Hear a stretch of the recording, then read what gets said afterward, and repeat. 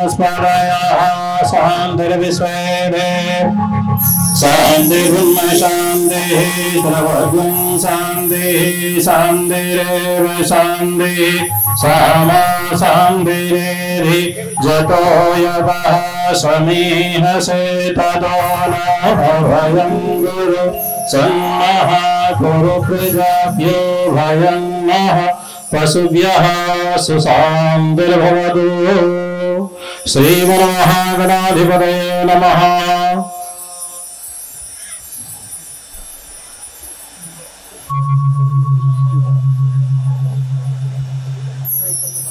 जिनका नाम बोला गया है वो आ जाएं शीघ्रता से। ओम नीलाम्बुजश्यामलकोमलांगं सीतासमारोह पाणौ महासाय विचारुचापं नमामि रामं रघुवंशनाथम्। ओम सहस्रशीर्षा पुरुषः सहस्राक्षः सहस्रपादः स भूमिभुं सर्वतस्वतातिष्ठदशाङ्गुलं पुरुषे वेदगुं सर्वलिङ्गभूतं च भाव्यम् उदानिरदशेषानो जडन्नैनातिरोहति एतावानस्य महिमातो जायांस पूर्वः पादोस विश्वभूतानि त्रिपादश्यामलिदं दिवे त्रिपादोऽधौदय पुरुषः पादोस्येह भवत्पुनः तदो विभुं विक्रामत्शासनो नचनीयभि तदो विराट जायत विराजो अधिपुरुषः। इधर आए, भगवान राम जी को प्रणाम करें सब लोग। इधर सामने आए सभी लोग।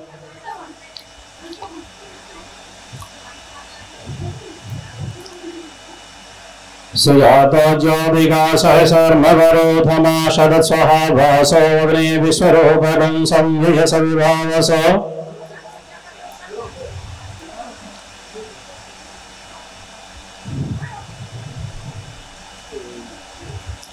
भगवान श्री रामचंद्र का पूजन संपन्न हुआ। व्यासपीठ पर पूज्यपाद स्वामी जी के पादुकाओं का पूजन, तत्पश्चात हम सभी कथा श्रवण करेंगे।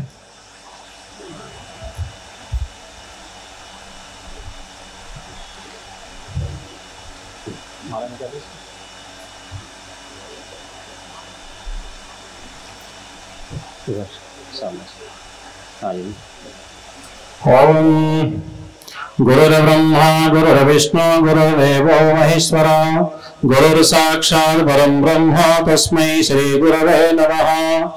ध्यानमूलं गुरुर्मूर्ति पूजामूलं गुरुर्पदं मंत्रमूलं गुरुर्वाक्यं मोक्षमूलं गुरुर्कृपा। अज्ञानतिमिरान्धस्य ज्ञानाञ्जनशलाकया चक्षुरुन्मीलितं येन तस्मै श्रीगुरवे नमः। सर्वोपचारार्थे गन्धाक्षरपुष्पाणि समर्पयामि।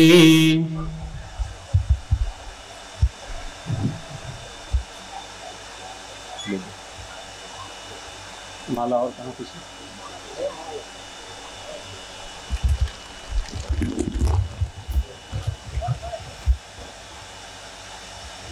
सभी लोगों को संभव नहीं होगा, इसलिए प्रणाम कर लीजिए, है ना।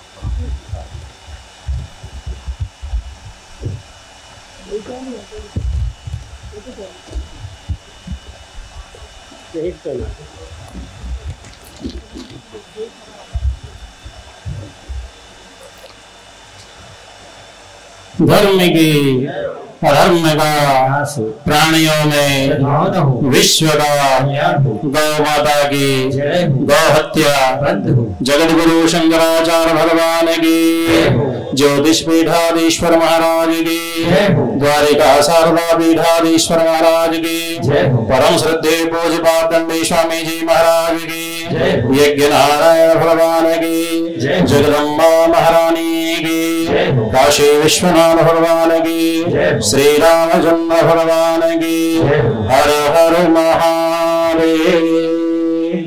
आप सभी अपने स्थान में नीचे जाकर के बैठे।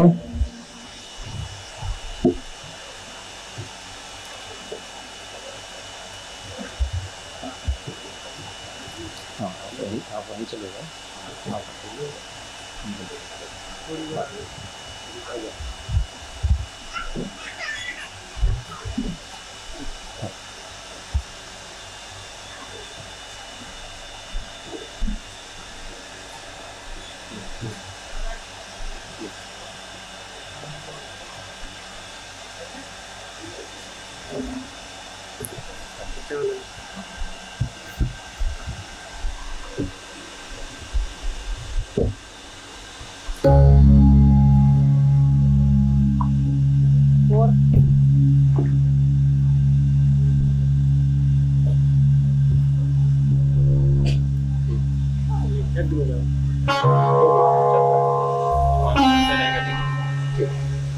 मंगलाचरण करें।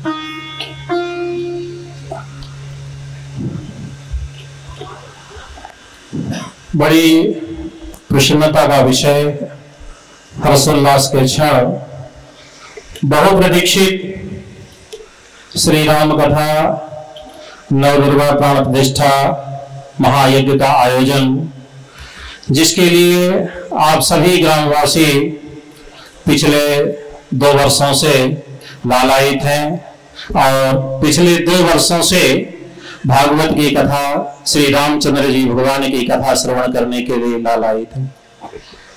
ऐसा लगता है जितना लंबा अंतराल बीता, 1.5-2 वर्ष का, इस लंबे अंतराल में भगवान का स्मरण करते करते तो एक मानसिक कथा आपकी पूरी होगी और दूसरी कथा जो भगवान राम की है, हम सभी पूज्यपाद स्वामी जी के श्रीमुख से श्रवण करेंगे।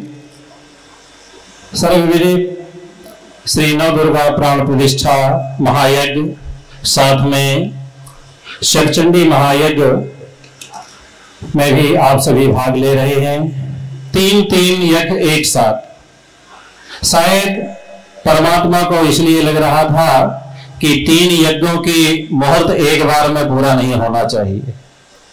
ये तीसरी बार घड़ी मिली, तीसरी बार जो मुहूर्त आपको दिया गया, ये तीसरी बार में हम लोग उसमें प्रवाहित करने जा रहे हैं। इसलिए इस अमूल्य क्षण को, इस अमूल्य समय को सदुपयोग करते हुए अपने जीवन को धन्य बनाएं।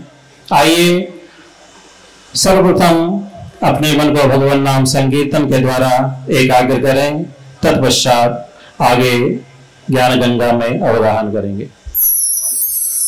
सीताराम सीताराम सीताराम सीताराम सीताराम सीताराम सीताराम सीताराम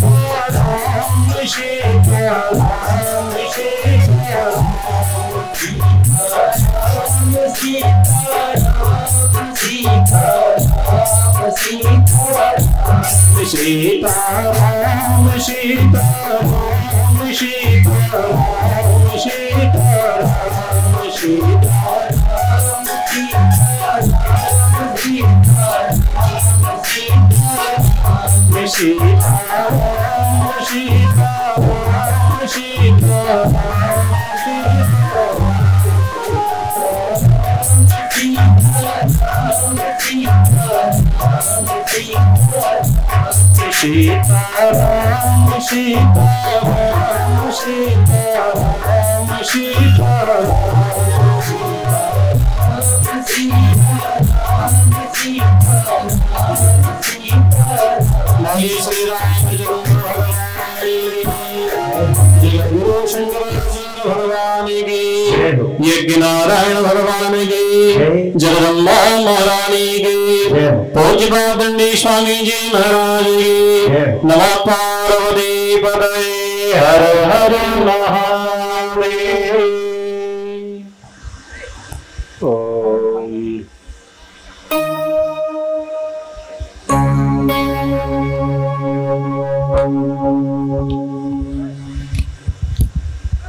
विश्वं दर्पण दृश्यमान नगरी तुल्यं निजान्तर्गतं पश्यन्नात्मनि मायया बहिर्भूतं भूतं यथा निद्रया। या साक्षात् कुरुते प्रबोध समये स्वात्मानमेवाद्वयम् तस्मै श्री गुरुमूर्तये नमः इदम् श्री दक्षिणामूर्तये। कल्याणानां निधानं कलिमलमथनं पावनं पावनानां पाथेयं येन मुमुक्षो तपदि परपदप्राप्तये प्रस्थितस्य। विश्रामस्थानमेकं कविवरवचसां जीवनं सज्जनानां बीजं धर्मद्रुमस्य प्रभवति भवतां भूतये राम नामो। ओम नमः परमहंसात्वादित्य चरण कमल चिन्ह मकरंदाय भक्तजन मानस निवासाय श्री रामचंद्राय। श्री राम जय जय राम। श्री राम जय जय राम।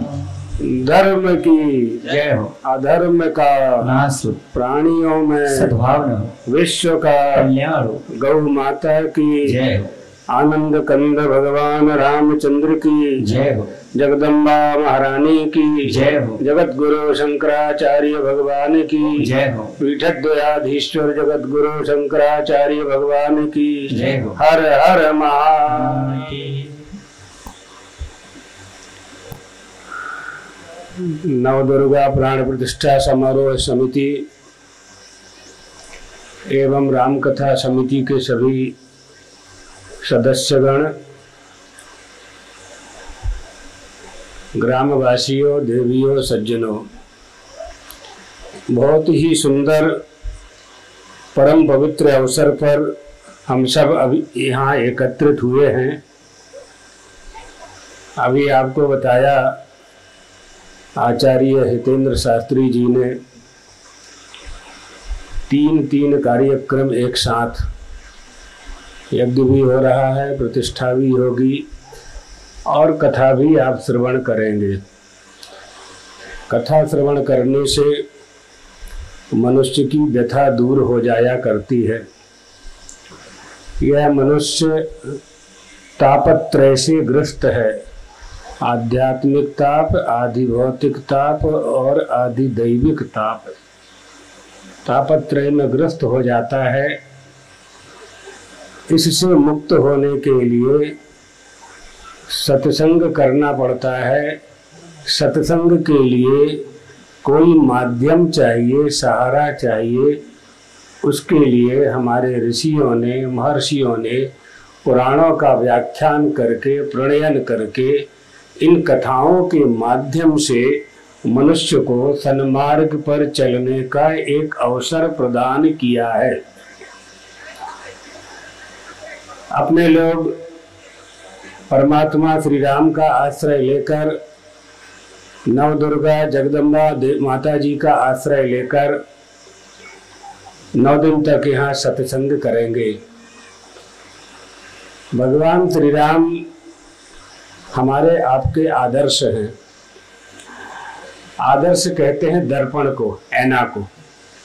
तो ऐना में आप लोग चेहरा देखते हो, तो जैसा आपका चेहरा होता है, ऐना वैसा ही दिखाता है। ऐना आपके चेहरे को बनाता नहीं है, ना वो सुंदर बनाता है, ना गोरा करता है, ना काला करता है। जैसे आप होते हैं वैसा ही आपका चेहरा ज्यों का त्यों दिखाता है। इसी का नाम आदर्श है। जब हम श्री राम को आदर्श बना लें, आदर्श का अनुकरण होता है,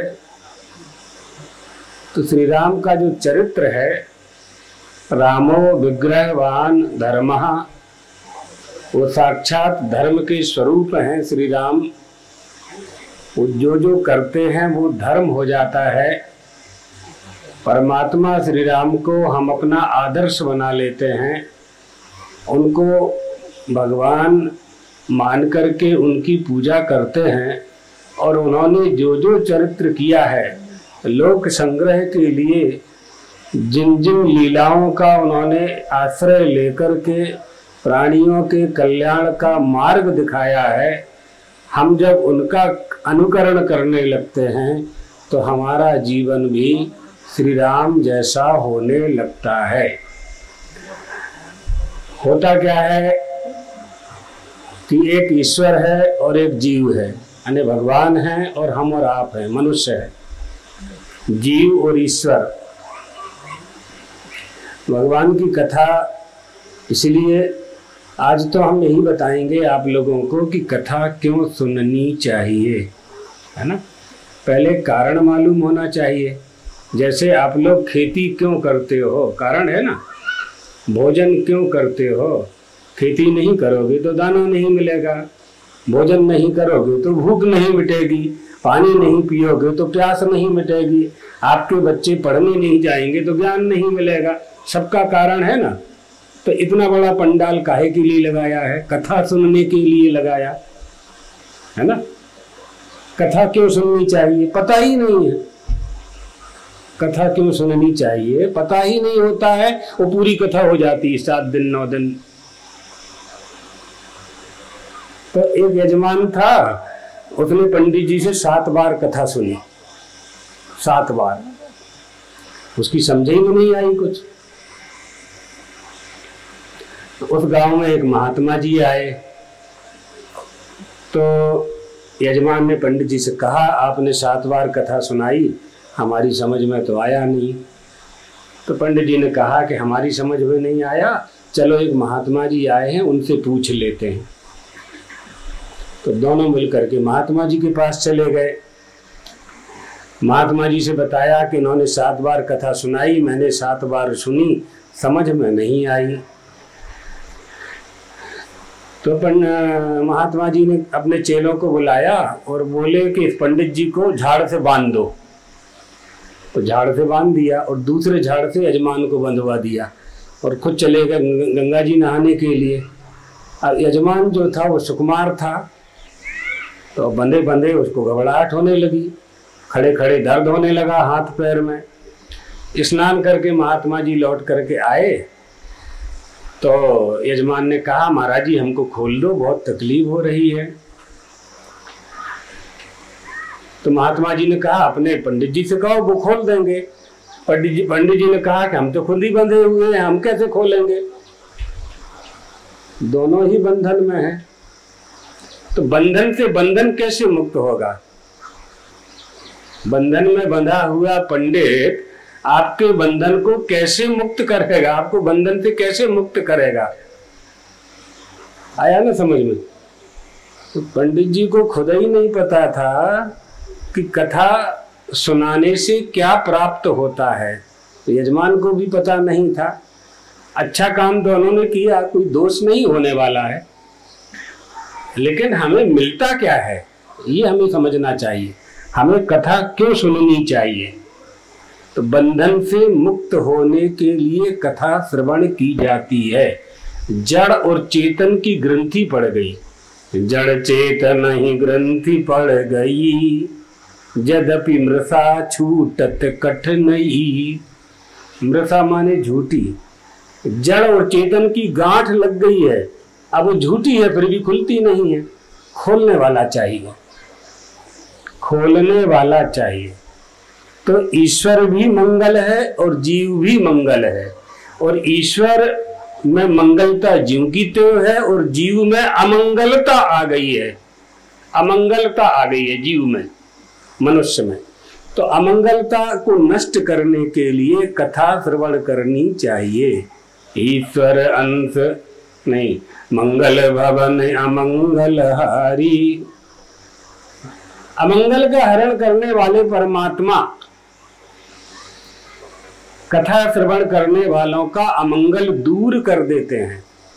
तो देखो, एक कागज में आप मंगल लिखो और उसके बाद अमंगल लिखो, तो दोनों के बीच में केवल आ है एक, तो बस ऐसा, अन्यथा दोनों ही मंगल है। इस तरफ भी मंगल है, उस तरफ भी मंगल है। मंगल यानी ईश्वर, अमंगल माने जीव। केवल आ को अलग करना है, अज्ञान को अलग करना है, अविद्या को अलग करना है, बस। अविद्या और अज्ञान कैसे अलग होगा? वेद शास्त्रों को पढ़ नहीं पाते हैं तो विद्वान ब्राह्मणों से, पंडितों से, जो ज्ञानी लोग हैं उनसे, महात्माओं से, साधुओं से, संतों से कथा श्रवण करना चाहिए, सत्संग करना चाहिए। उससे जीव की अमंगलता दूर हो जाती है। इसलिए कथा श्रवण करनी चाहिए, है ना? कथा श्रवण करनी चाहिए।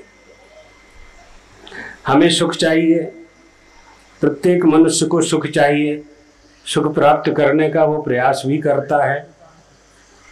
परमार्थ तत्व को जाने बिना सुख की प्राप्ति नहीं होती, क्योंकि सुख के जितने भी साधन हैं वो सब आपके पास हैं, फिर भी सुख नहीं मिल रहा है। इसका मतलब यह है कि अभी कुछ कमी है। वो कमी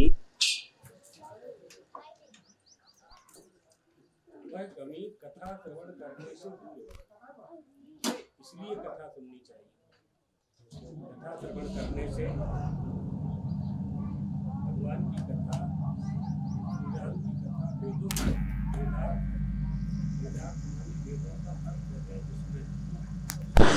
वेदार्थ, भगवान खुद वेदों के अर्थ हैं। वेदों में जो लिखा है उसका जो अर्थ है उसको भगवान कहते हैं, जिसमें समग्र ऐश्वर्य है, समग्र यश है, समग्र धर्म है, समग्र ज्ञान है, समग्र वैराग्य है, जो उत्पत्ति का कारण है, जो पालन का कारण है, जो विद्या को जानता है, अविद्या को जानता है, ज्ञान को जानता है, विज्ञान को जानता है। सवाच्यो भगवान इति, उसे भगवान कहते हैं। कथा के माध्यम से हम भगवान को जानते हैं। आप कथा ना सुनिए, सत्संग ना करिए, जंगल में आप चले जा रहे हैं, आपको भगवान मिल गए, मिल जाएं यदि, कैसे पहचानोगे? भगवान मिल जाए तो पहचानोगे कैसे? क्योंकि आप उसी वस्तु को पहचानते हैं जिसको पहले देखा है। तो भगवान को तो आपने देखा नहीं, संसार को देखा, सास ससुर समधी बहनोई साला साली सबको देखा, रिश्तेदारों को देखा, परिवार को देखा, गांव वालों को देखा। जिसको आपने नहीं देखा उसको कैसे पहचानोगे आप? है ना? जब कथा में सुन करके रहोगे कि पंडित जी ने राम कथा में राम भगवान का ऐसा रूप बताया था, कृष्ण भगवान का ऐसा रूप बताया था, दुर्गा जी का बताया था, वो अष्टभुजा है, शेर पर बैठी है। हाँ, तो इस रूप को आप जब सुनेंगे तो सुन करके वो सुनी ही बात आपके मन में बैठेगी।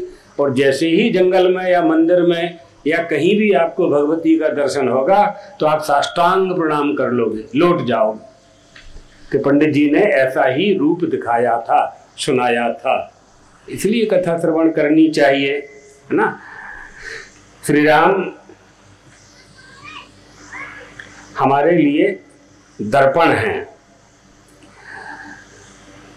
उस दर्पण में हम अपना आदर्श देखते हैं, यानी भगवान का चरित्र हमारे इस मनुष्य के शरीर में, यानी श्रोता अपनी देह में उतारता है। भगवान ने जो जो किया है वो हमें करना चाहिए, और भगवान हमेशा अच्छा ही करते हैं, हमें भी अच्छा ही करना चाहिए। भगवान के जन्म और कर्म की कथा है, चाहे जिसकी कथा तो नहीं सुनते ना अपने लोग, लेकिन भगवान की कथा सुनते हैं। क्यों?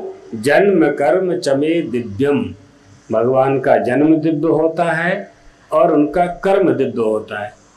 कल आप सुनेंगे भगवान श्री राम का अवतार कैसे हुआ, कैसे प्रकट हुई है कौशल्या जी के गर्भ से, कल की कथा में आपको सुनाएंगे।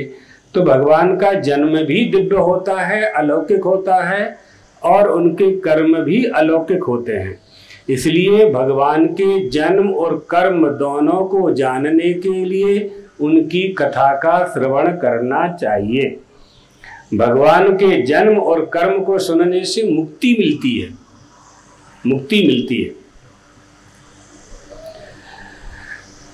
दूसरे की कथा आप सुनेंगे, किन्हीं गांव के किसी की भी कथा सुनेंगे, सिवाय प्रपंच के क्या मिलेगा।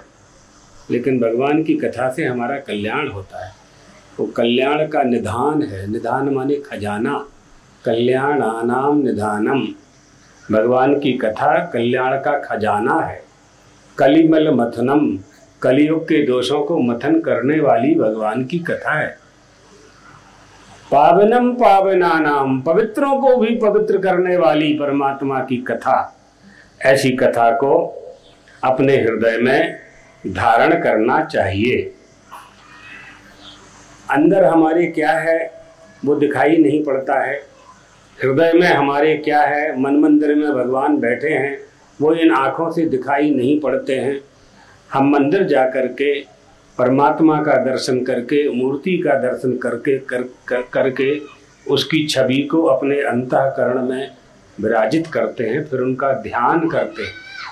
तो ध्यान से हमें मंदिर की मूर्ति का ज्ञान होता है, और ऐसा लगता है कि जैसे कल हमने मंदिर में मूर्ति का ध्यान किया था, वैसी ही मूर्ति हमारे मन मंदिर में बैठी हुई है। इसलिए कथा श्रवण करना चाहिए। और कथा श्रवण क्यों करना चाहिए? क्योंकि कथा श्रवण करने से श्रुत्वा धर्मम विजानाति श्रुत्वा पापम प्रणश्यति। श्रवण करने से धर्म ज्ञान होता है, श्रवण करने से, कथा श्रवण करने से पाप दूर भाग जाते हैं, और श्रवण करने से मोह नष्ट हो जाता है। और श्रुत्वा ज्ञानामृतम लभेत, ज्ञान की प्राप्ति होती है, अमृत की प्राप्ति होती है। ज्ञान माने अमृत, ज्ञान रूपी अमृत की प्राप्ति हो जाया करती है। इसलिए राजा परीक्षित ने भागवत जी में पूछा था सुखदेव जी महाराज से कि मेरे 7 दिन बचे हैं, मरते समय मनुष्य को क्या करना चाहिए? म्रियमाणस्य सर्वथा, मृत्यु के समय मनुष्य को क्या करना चाहिए? अतः पृच्छामि संसिद्धिम योगिनाम परमम गुरुम। सुखदेव जी ने उनको भागवत जी की कथा सुनाई। 7 दिन में ही राजा परीक्षित का मोक्ष हो गया था। सर्प का, तक्षक नाग का भय चला गया था। श्रोतव्यो मंतव्यो निदिध्यासितव्यः, श्रवण करना चाहिए, मनन करना चाहिए और निदिध्यासन करना चाहिए। भगवान की कथा कान के मार्ग से जाती है अंदर, और यहाँ हमारे अंतःकरण के सारे दोषों को विशीर्ण कर देती है, सारे मल धो देती है।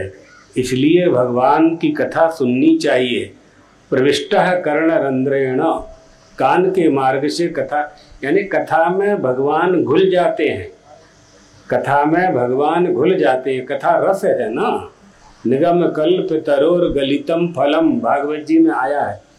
रस है, मुँह रहो, बार बार कथा के रस को पियो, बार बार पियो, बार बार श्रवण करो। तो कथा का रस जब हमारे हृदय में प्रवेश करता है तो धुनोति समलम, सारे मल विक्षेप आवरण सब शुद्ध हो जाते हैं। हमारे जन्म जन्मांतर का पाप नष्ट हो जाता है। इसलिए कथा श्रवण करनी चाहिए।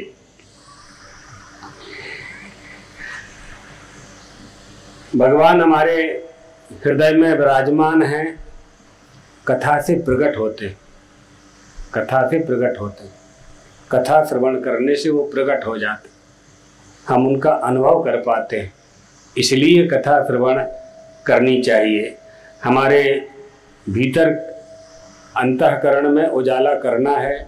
आपके घर में अंधेरा है, उजाला करना है तो दीपक चाहिए ना, बिना दीपक के, बिना लाइट के, बिना बैटरी के उजेला नहीं हो सकता है। इसी तरह से जन्म जन्मांतर, युग युगांतर, कल्प कल्पांतर से ये जीव अज्ञान में पड़ा है। अज्ञान रूपी अंधकार इसमें भरा हुआ है। उस अज्ञान को नष्ट करने के लिए कथा श्रवण करनी चाहिए। कथा से क्या होगा? श्री राम की कथा सुनेंगे। श्री राम की कथा क्या है? राम नाम मणि दीप धरु, जी है देहरी द्वार, तुलसी भीतर बाहिरो, जो चाहे सि उजियार। अगर अंदर और बाहर दोनों तरफ उजेला करना चाहते हो तो राम के नाम की मणि को देहरी पर रख दो, तो भीतर भी उजेला होगा और बाहर भी उजेला होगा। घर में अंधेरा है तो तेल का दिया जलाकर के देहरी पर रख दो, तो दोनों तरफ उजाला होगा। इसी तरह से राम नाम की मणि को, राम का नाम अपनी जीभ पर रख लो, बाहर भी उजेला होगा और अंदर भी उजेला होगा। हमारी इंद्रियां भी शुद्ध होंगी, 5 ज्ञानेंद्रियां, 5 कर्मेंद्रियां, मन, बुद्धि, चित्त, अहंकार, ये सब पवित्र होंगे और जो बाह्य पदार्थ हैं वो भी पवित्र होंगे। इसलिए राम नाम मणि दीप धरु, राम के नाम की मणि की स्थापना अपनी जीभ पर कर लेनी चाहिए। जीभ माने देहरी। हाँ, इसलिए कथा श्रवण करनी चाहिए। सुख की प्रधानता से स्वर्ग मिलता है। सुख की प्रधानता यानी पुण्य की प्रधानता। जब आप पुण्य करेंगे तो सुख मिलेगा, उसी को स्वर्ग कहते हैं। पाप की प्रधानता से दुख मिलता है, उसी को नरक कहते हैं। सुख दुख से जो ऊपर उठा दे, सुख और दुख से जो ऊपर उठा दे, वो परमात्मा श्री राम की कथा से प्राप्त होता है। कैसे ऊपर उठाए? सुख मिला तो अभिमान न करे कि मैंने मेहनत से सुख पाया। सुख मिला तो उसने दिया, दुख मिला हमारे पापों का फल है, भोग लो उसको। भोगे बिना उसका नाश होगा नहीं। पाप का फल भोगने से ही नष्ट होता है। इसलिए राम कथा सुख दुख से ऊपर उठाती है। रामायण की कथा संसार सागर से पार करने की श्रेष्ठ नौका है। भक्ति ज्ञान वैराग्य प्राप्त करने के लिए चिंतामणि है। योगी को विश्राम देने के लिए कल्पतरु है। इच्छा पूरी करने के लिए कामधेनु है यह कथा। तुलसीदास जी महाराज कहते हैं, राम कथा अमंगल जीव को मंगल बना दिया करती है। ज्ञान का वितरण करना राम कथा का काम है। अज्ञान है ना, अज्ञान है तभी तो आप अपने बच्चे को स्कूल भेजते हो। क्यों भेजते हो स्कूल? कि वह वस्तु उसे स्कूल से पाना है जो घर में उसको नहीं मिल रही है।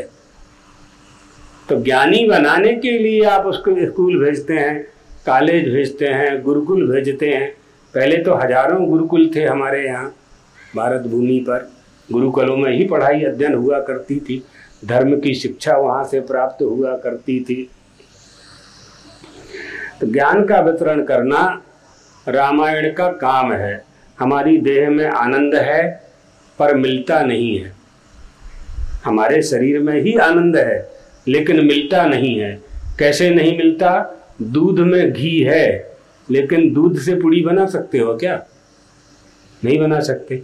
दूध को जमाओगे, दही बनेगा, दही को मिलोगे, मथानी चलाओगे, मक्खन बनेगा, मक्खन को गरम करोगे, घी बनेगा, फिर आटा मारोगे, फिर बेलोगे, फिर कढ़ाई में घी को गरम करोगे, फिर उसमें पूड़ी डालोगे, तब पूड़ी बनेगी।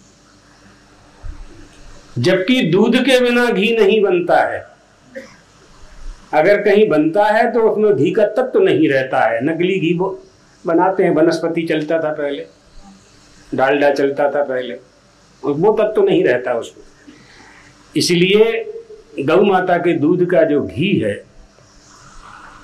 वो घी दूध में है लेकिन आप उसमें से घी का स्वाद प्राप्त नहीं कर सकते। उसका मंथन करना पड़ेगा। हमारी इस देह में आनंद ही आनंद भरा हुआ है, आनंद ही आनंद भरा हुआ है। हम इसको निकालना नहीं जानते। राम कथा सुनने से हम निकालना जान लेते हैं तो आनंद आता है, आनंद को पा लेते हैं। इसलिए राम कथा श्रवण करनी चाहिए। भारत क्या पूरे विश्व में सबसे अधिक अगर किसी की कथा होती है तो दो ही कथाएं होती हैं, एक भागवत और एक रामायण। पूरे विश्व में दो कथा सबसे अधिक होती है। इसलिए सीताराम मेरे मन में रमण करें, इसलिए राम कथा सुननी चाहिए। अन्यथा कष्ट होता है, तकलीफ होती है। सत्संग किया नहीं, संत सभा झांकी नहीं, कियो न हरिगुण गान, नारायण तुम कौन विध, फिर चाहत कल्याण। कैसे कल्याण की कामना कर सकते हो? संत की सभा देखी नहीं, सत्संग किया नहीं, राम के मंदिर गए नहीं, नव दुर्गा का मंदिर बनाया नहीं, उनके मंदिर में जाके दर्शन किया नहीं, महादेव के मंदिर में गए नहीं, अपना कल्याण कैसे कर सकते? नहीं कर सकते। इसलिए राम कथा सुननी चाहिए, इसलिए राम कथा श्रवण करनी चाहिए कि कथा श्रवण करने से पुण्य बनता है और वो पुण्य का फल हमारे साथ जाता है ऊपर। 100 साल बाद जब हमारी मृत्यु होगी तो हमारे साथ क्या जाएगा? सबको पता है, सभी को मालूम है कि क्या साथ में जाएगा। कुछ नहीं जाएगा। क्या प्रमाण है?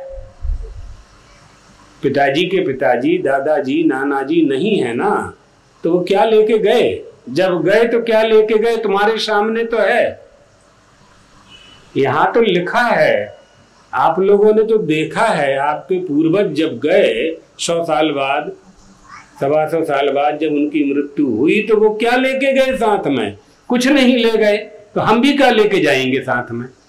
नामुत्र ही सहायार्थम पिता माता च तिष्ठति, न पुत्र दारा न ज्ञातिर धर्मस्तिष्ठति केवलम। कोई साथ नहीं जाता है, न माता न पिता न बेटा न बेटी न पति न पत्नी न दारा, दारा माने पत्नी, हाँ, न पुत्र, कोई साथ में नहीं जाता।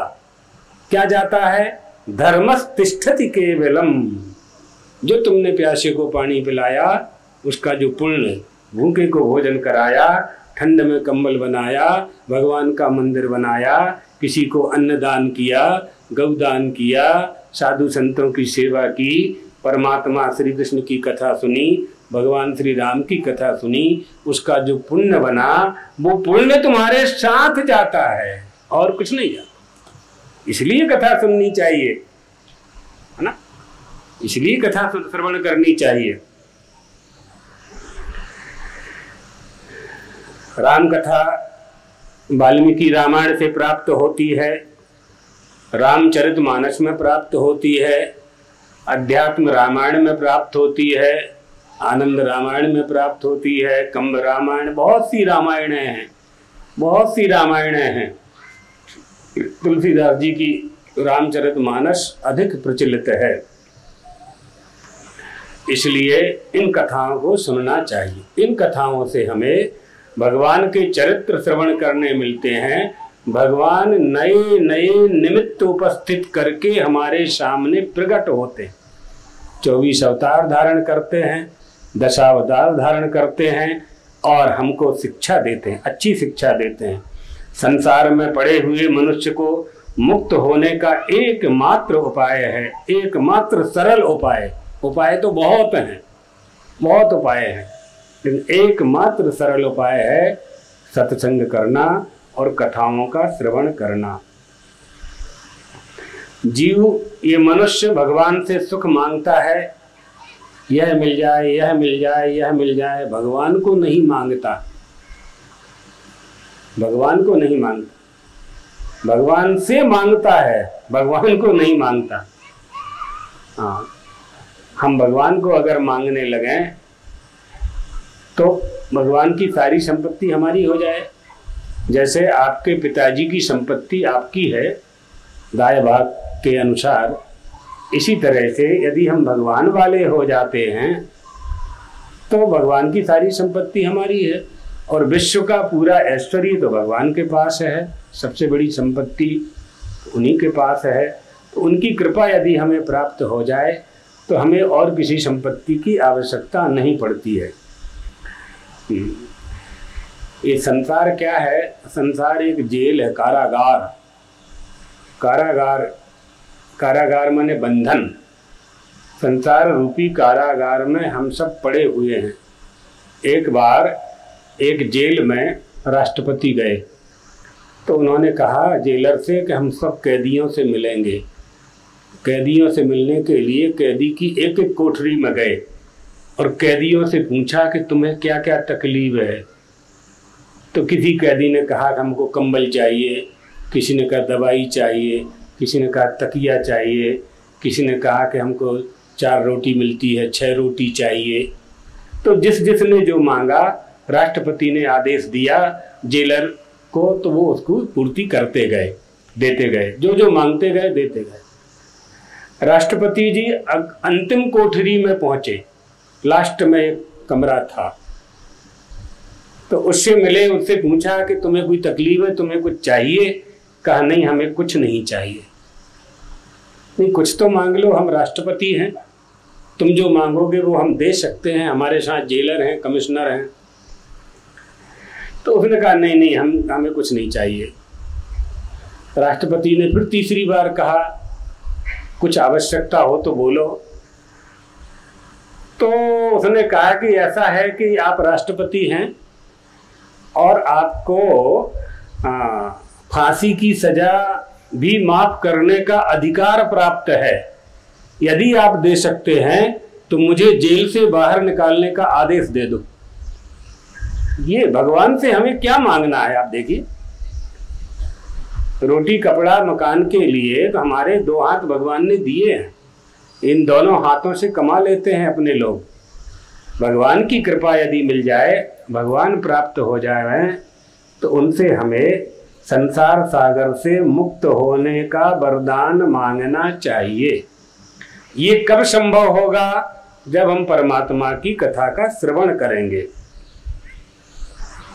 परमात्मा हम पर कृपा करने के लिए अनेक अवतार लेकर के आते हैं।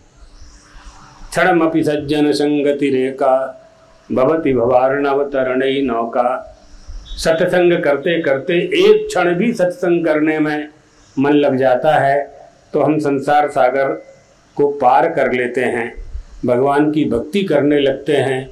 चुंबक लोहे को खींचता है अपनी तरफ, इसी तरह से जब हम भगवान की भक्ति करने लगते हैं तो भगवान की भक्ति हमें भगवान से मिला देती है। यही काम भक्ति का है। तो भक्ति की शक्ति से हम परमात्मा को प्राप्त कर लेते हैं। भगवान की भक्ति हो जाए, भगवान की कथा सुनने में मन लग जाए, उनकी कृपा हमें हो जाए, तो फूल को मसलने में जितनी देर लगती है उतनी देर में एक घड़ी आधी में पुनियाद। भगवान की संगति, संतों की संगति से हमें उनकी कृपा प्राप्त हो जाती है। और जब कृपा होती है तो बहुत देर नहीं लगती है।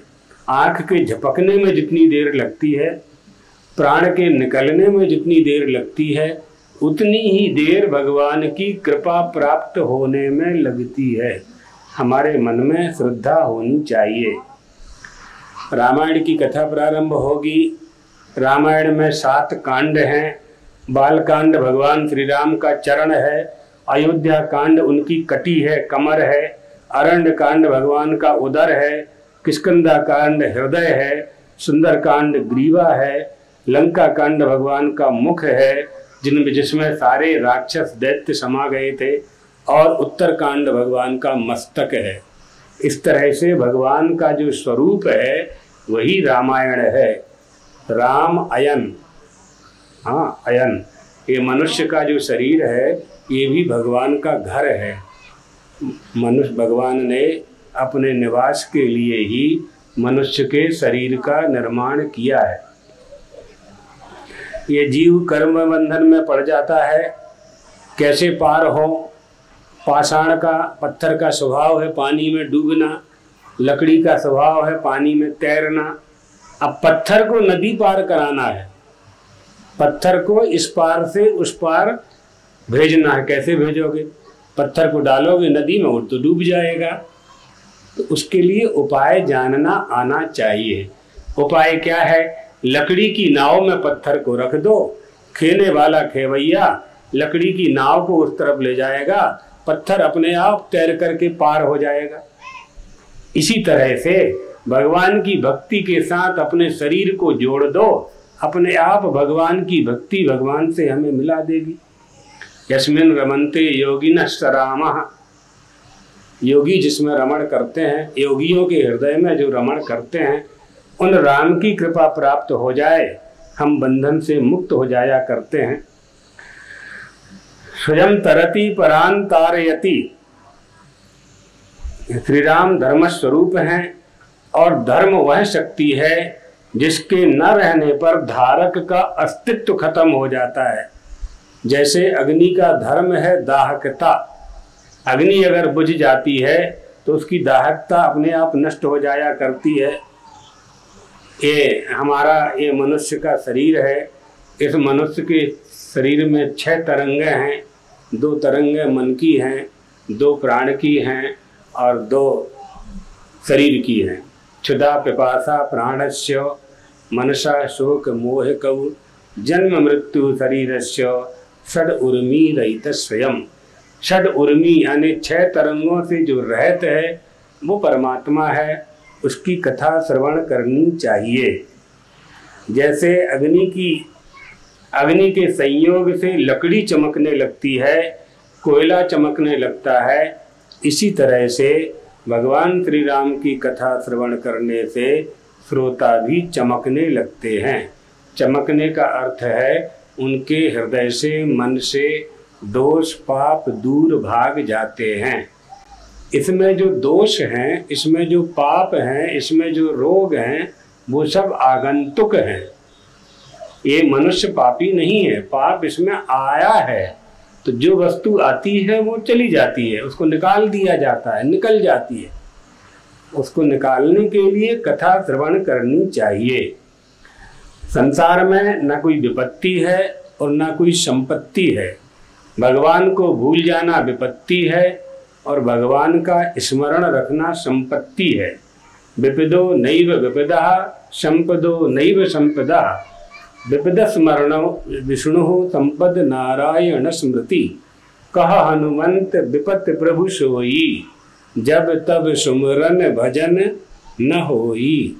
आपत्ति कब आती है, विपत्ति कब आती है? जब हम भगवान का भजन करना छोड़ देते हैं। भगवान का सुमरन करने लगे, दुख में सुमरन सब करें, सुख में करे न कोई। सुख में अगर सुमरन करने लगे तो दुख आएगा ही नहीं, लेकिन दुख आता है तभी सुमरन करते हैं। जब सुखी हो जाते हैं तो पुरुषार्थ को श्रेय देते हैं कि हमने किया है, और जब दुखी हो जाते हैं तो भगवान को पुकारने लगते हैं। इसलिए कथा श्रवण करनी चाहिए। श्रवण मात्र से नित्य परोक्ष वस्तु में शास्त्र के अतिरिक्त कोई दूसरा प्रमाण नहीं है। नित्य अपरोक्ष वस्तु माने मैं, ये मैं जानता हूं कि मैं हूं, इसलिए मुझे जानना यह है कि मैं कौन हूं। हम हैं, इसमें किसी को कोई संदेह नहीं है। ये ज्ञान की प्रणाली में नहीं बनता है कि मैं नहीं हूं, मैं तो हूं, लेकिन मैं कौन हूं यह जानने के लिए हमें सत्संग करना पड़ता है या कथा श्रवण करनी पड़ती है। इसलिए राम कथा श्रवण करनी चाहिए। शब्द भी ब्रह्म है और शब्द ब्रह्म का जो मंदिर है, कथा कहाँ से सुनते हैं हम? कान से सुनते हैं। तो शब्द ब्रह्म का जो मंदिर है वो कर्णेंद्रिय है। कर्णेंद्रिय के द्वारा हम कथा श्रवण करते हैं, अर्थात कर्ण मंदिर में शब्द ब्रह्म की मूर्ति विराजमान है। श्रवण के माध्यम से, कथा के रस के माध्यम से हम उस मूर्ति को अंतःकरण में उतारते हैं, हमारे अंदर, हमारे हृदय में वो परमात्मा बैठने लगता है। इसलिए सत्संग श्रेष्ठ है, श्रवण से श्रेष्ठ है। कामनाएं, वासनाएं बहुत हैं और ये मनुष्य पाप में प्रवृत्त हो जाता है। संसार का कोई भी स्कूल ऐसा नहीं है जिसमें बीड़ी पीना सिखाया जाता हो, लेकिन लोग बिना स्कूल कॉलेज के बीड़ी और सिगरेट पीने लगते हैं। ये सिखाया नहीं जाता है। दोष अपने आप आते हैं, अपने आप आते हैं। इसलिए पापों से बचना चाहिए। हमें मनुष्य सोचता है कि हमें, हमारे पाप को कोई देख नहीं रहा है। पापस्य दृष्टा कहा, पाप को देखने वाला कौन है? तो राम सबको देखते हैं। राम झरो के बैठ कर सबका मुजरा ले, जाकी जैसी चाकरी ताको तैसा दे। इसलिए श्रवण करना चाहिए। तुलसीदास जी महाराज ने रामचरितमानस का प्रणयन करके एक ऐसा सोपान, ऐसा ग्रंथ, परमात्मा को प्राप्त कराने का ऐसा सोपान हमको दिया है, जिसके माध्यम से हम निश्चित रूप से संसार सागर से पार हो जाते हैं। राम की कृपा से पत्थर तैर गए, नल नील ने पत्थर डाले समुद्र में, कथा आएगी। पत्थर तैर गए। हम लोग भी श्री राम का भजन करेंगे, उनकी कथा सुनेंगे, हमारा भी उद्धार होगा। सरवर पर गिरवर तरे, ज्यों तरवर के पात। सरवर माने समुद्र और गिरवर माने पहाड़, पत्थर, पत्थर वाला पहाड़, और तरवर माने पत्ता। बड़े बड़े पहाड़ ऐसे तैरने लगे जल के ऊपर जैसे झाड़ का पत्ता पानी में तैरता है। परमात्मा की कृपा से क्या नहीं हो सकता है? सब कुछ संभव है। जिसने सारी सृष्टि का निर्माण कर दिया है, नदी पर्वत झरना सृष्टा पुराणी विविधान जयात्म शक्त्या, अपनी आत्मशक्ति के द्वारा विश्व की रचना जिसने कर दी है, नाना प्रकार की प्रकृति का निर्माण जिसने कर दिया है, उस परमात्मा की कृपा जब हम पर हो जाएगी तो हम भी उसके दास बन करके, सेवक बन करके, सखा बन करके, मित्र बन करके, भक्त बन करके, चाहे जो संबंध जोड़ना हो, जिस संबंध के द्वारा हमें वो प्राप्त हो, को प्राप्त करने का प्रयास करना चाहिए। मन को शांत करने के लिए भगवान की कथा सुननी चाहिए। मनुष्य का मन बड़ा चंचल है। मन की चंचलता क्या है? लोग कहते हैं कि हमारा मन कहीं चला गया था। मन कहीं जाता नहीं है, हमारे विषय बदल जाते हैं। विषयों में परिवर्तन होता रहता है, इसलिए हमें ऐसा लगता है कि मन कहीं चला गया है। जैसे मनुष्य राग का चिंतन करता है, वैसे द्वेष का भी चिंतन करता है, और निरंतर चिंतन करने से राग द्वेष उसके मन में बना रहता है, और वो राग द्वेष स्थिर हो जाता है। फिर उसको निकालना बड़ा कठिन होता है। उस चिंतन को, राग द्वेष वाले चिंतन को मोड़ने के लिए राम कथा श्रवण करनी चाहिए। भागवत जी की कथा श्रवण करना चाहिए। रसायनम कथा, भगवत प्रेम से परिपूर्ण वक्ता ही कथा सुनाने का अधिकारी है, और जिज्ञासु भक्ति ही कथा श्रवण करने का अधिकारी है। भगवान को दयालु स्वरूप जानने के लिए कथा श्रवण करना चाहिए। भगवान कृपालु हैं, दयालु हैं। किन किन पर उन्होंने दया की, कब कब दया की, किस किस पर कृपा की, किसको शरणागत अपनी शरण में लिया, किसका कल्याण किया, ये जानने के लिए कथा श्रवण करनी चाहिए। इससे हमारी भगवान के प्रति भक्ति बढ़ती है। इसलिए भगवान की कथा सुननी चाहिए। उस अमृत को प्राप्त करने के लिए कथा श्रवण करनी चाहिए। रामामृत ज्ञानामृतम लभेत, ज्ञान रूपी अमृत को प्राप्त करने के लिए कथा श्रवण करनी चाहिए। याज्ञवल्क्य ऋषि थे, उनकी 2 पत्नियां थीं। वो तपस्या करने के लिए जाने लगे। दोनों पत्नियों को आधी आधी संपत्ति दे दी उन्होंने। मैत्रेयी नाम की उनकी जो पत्नी थी, उसने कहा कि आप तपस्या करने जा रहे हैं, यह सब छोड़ करके जा रहे हैं, जो कुछ छोड़ करके जा रहे हैं क्या उसको पाकर के मैं अमृत को प्राप्त कर लूंगी? उन्होंने कहा नहीं। तो तेना हम किम कुर्याम, मैं इस संपत्ति को लेकर के क्या करूंगी?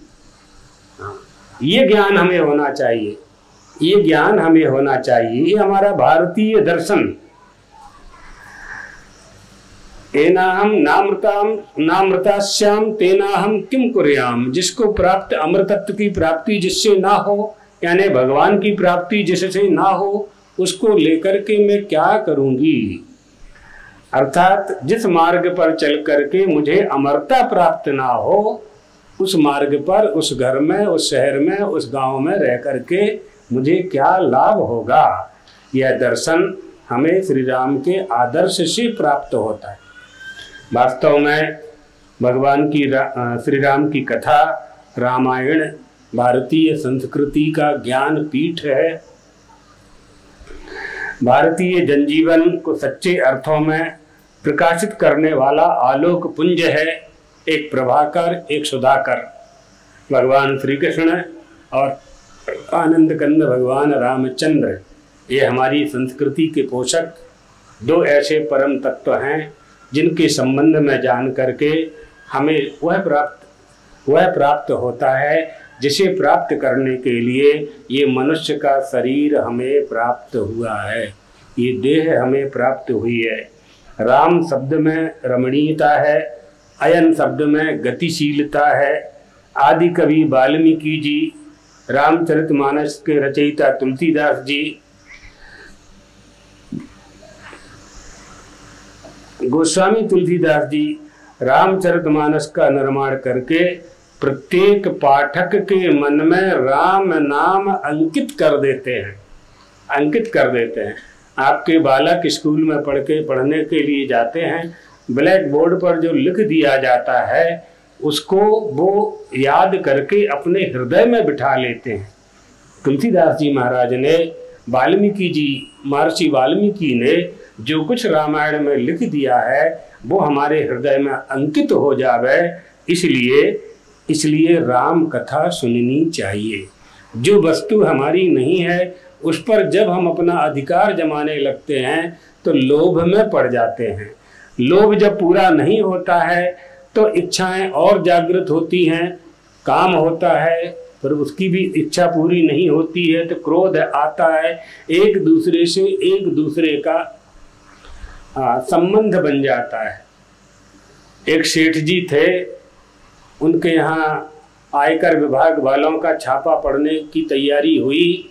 उनको पता चला उनके घर में हीरे रखे हुए थे, हीरो को उठा करके उन्होंने नाली में फेंक दिया। क्या सुख मिला हीरों से? समझ गए अगर ये हीरे पकड़े जाएंगे इनकम टैक्स वाले हमें जेल में डाल देंगे, क्योंकि ये हीरे हमने दूसरे मार्ग से प्राप्त किए हैं। अब वो हीरे एक चलते हुए व्यक्ति को मिल गए, वो व्यक्ति बड़ा खुश हो गया। एक व्यक्ति जिस वस्तु को फेंक करके दुख को दूर कर रहा है, दूसरा व्यक्ति उस वस्तु को पा करके सुख की अनुभूति कर रहा है। आप देखिए क्या हो रहा है संसार में।